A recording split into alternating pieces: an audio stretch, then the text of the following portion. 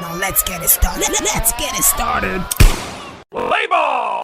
Moreno again started as a striker for Arsenal. He scored the first goal for Arsenal. Saka is back from injury. He scored the second goal to give them a 2-0 lead in that game. And Arsenal considered in the final minute of that game to make it 2-1. But all-round game for Arsenal. Good points for 3 points for Arsenal, but they are not going to win in this league because they are still 9 points away from Liverpool. But generally in this game, good game for Arsenal, and Moreno still started as a striker and getting his goal. Remember, he scored before the international break, scored in international break. Now he's scoring again for Arsenal. Probably he's getting used to this position and probably it's going to work out. I think, you know my stance on the matter. Arsenal need to do the needful come summer. Yes, but till we get to summer, good game for Arsenal, good win for the team. Glad that Saka is back. He scored on his return to the club. Look at the ovation when he was coming into the side, when he was coming off the bench. Good one for him. Moreno yet again. If you need to go back and look at that guy, the Moreno got the goal, but you talk about it and Nwaneri creating the opportunity, also creating a slew of other opportunities in the game. It's hard to say that Saka is back and that means that his game time is going to be reduced, but I think Arsenal have another asset in the team. When you talk about somebody who could come in and do a job in Saka's place, you have Nwaneri. But kudos to Moreno for getting the goal. I wouldn't put it past him. He got it in a fine fashion, but it is not the solution to the problem. That's all I'll say. What do you make of that game generally? Arsenal got the win at the expense of 2 players going out on injury. That's what I'll boil the game down to.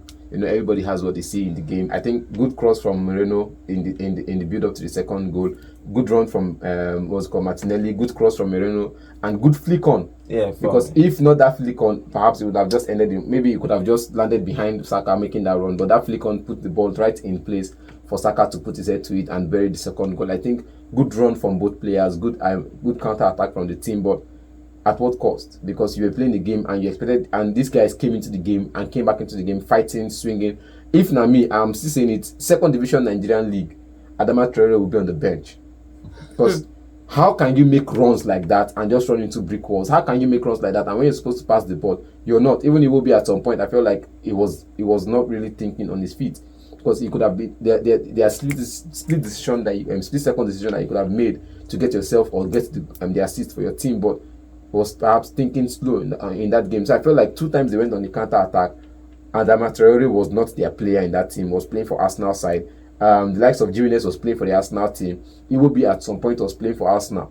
For me, it felt like these 3 players were playing for Arsenal to just get the win because they didn't put up the fight. Man, straight up. They didn't put up the performance I was expecting them to put up in that game. Okay, if you look at that game, Saka coming back from injury and even normally when players come back from injury, you ease them back gradually, maybe play them 5 minutes. Probably he's fully fit. The way he's played there, probably he's fully fit. And Arsenal has the game against Real Madrid, and you need just to 7 days from now. Test him. So I think they put him in the right time. 68 minutes substitution. 30 minutes. Yes. So it's a good sub. Maybe do another 30 minutes the weekend and then do full 90 minutes for Real Madrid. So come on now, full 90 minutes for Real Madrid. Why not? It's possible. Full 90 minutes against Madrid, yes. In the first leg. Why not? Talk about the full 90 minutes in the second leg, not the first leg. You can still test him 30 minutes for these first 3 games. They are bringing up for that game. Do you think why they think they are building fitness for? It's for that game. I know it's for the game, but at least Don't worry, it's starting for Real Madrid. There is nothing, but he came back to score that second goal. But Arsenal has a problem. Gabriel went off injured in that game. Timber is being assessed too. Do you think that this injury is going to affect them when they play in the next game against Real Madrid? They are going to go for MRI today. So until we get the results from the test, we'll know what the final decision is. I wouldn't worry about Timber because you have Ben White, who is also available in that position.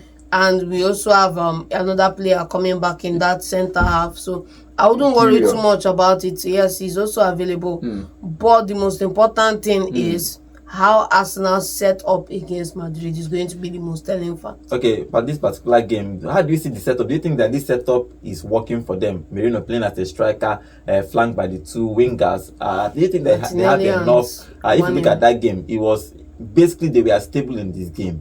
Arsenal have a way to balance in the game, their defense, their midfield. I think where they are still having a problem is that number 9. I think they are one of the most balanced team in quotes in the Premier League, because their defense is actually stable, midfield is stable, is the attack.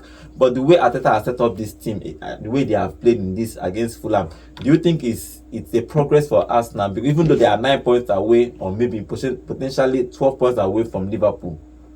For me, I will only talk about the setup relative to Arsenal's setup for Madrid, because Arteta can have this team working the way it is in the Premier League, and then a night before, one spirit from somewhere we don't know will go and tell him that he should remove Declan Rice, put Moreno in midfield, and scatter everything again.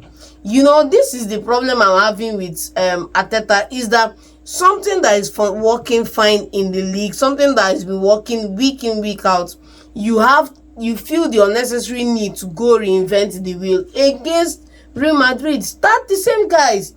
Declan Rice, Partey, and Odegaard in the midfield. Start the same guys in the defense. Start the same guys up front. In this game, you don't need to like overthink it. You don't need to overthink it. In that encounter, you can't start the same guys in defense because Gabriel is out. Timber might not be available. Ben White is available. So Ben White coming in from injury. You don't know what the fitness level is yet. And if you know what I think in the last game he was introduced as a sub. In this game, he was not. So he was not in lineup. Now, it depends on what his fitness level is before the Real Madrid game. Before you say, okay, fine, Ben White. And when players come in from injury, there is not this intensity you play with that you play with in the next game. Because I feel like you will be playing with a little bit of caution in the defense line. So I feel like if you're going to experiment like somebody that has sense. But with Real Madrid, you cannot experiment. Okay, Arsenal winning this game 2-1. Let's talk about Fulham. Do you think that Fulham can make Continental this season? It's still difficult because they are still in the running until we get the results. Even if it's Conference League. Now, until we get the results from today, we will know how far. I disagree. Because there's Newcastle, there's Aston Villa, there's everybody, there are still people fighting for that Continentals. Yeah. And remember, Man City is in 5th position. So let's say one position for the Europa League is out already. At 5th, you have Man City. At 6th, 7th, 8th, and let's say at 6th and 7th. 7th is going to the Conference League. 6th is going to the Europa League. So whoever finishes in that position takes the Continentals. Do you think that they can qualify for Continental? It's not possible. There's somebody who said that he's still fighting for the Continental. It's not even possible. If you are not in the top 8, you are not going. QED. So for me, I don't think they are going to make it. Maybe they should try better next season. Okay, that game ended 2-1. Aston Villa is still there. Anybody that wins the FA Cup, remember, will go to anybody that wins the FA Cup will displace one person in top 6. Yeah. And go to the Continental's Europa League. So if Nottingham Forest wins the FA Cup, then maybe they have a shot at it. But if Aston Villa or any other person wins the FA Cup, then another story for them. Let's see what happens with Fulham if they are going to qualify for the Continental. But for Arsenal is going to finish second. But I still have about 8 games to go. But for them to cover maybe 9 to 12 points, depending on the result that Liverpool is playing Everton today. If they win today, it's going to be 12 points. So can Arsenal cover that 12? Then it means that Liverpool have to win lose about 4 games for Arsenal to win the league. Is practically impossible. So maybe for 3 seasons in a row, Arsenal will finish second in that league table. Arsenal needs to do one better if they want to win the league, because doing second 3 in a row, it's somehow you need to start winning the league. But in this particular game, they beat Fulham 2-1. SAKA is back and is back with a goal.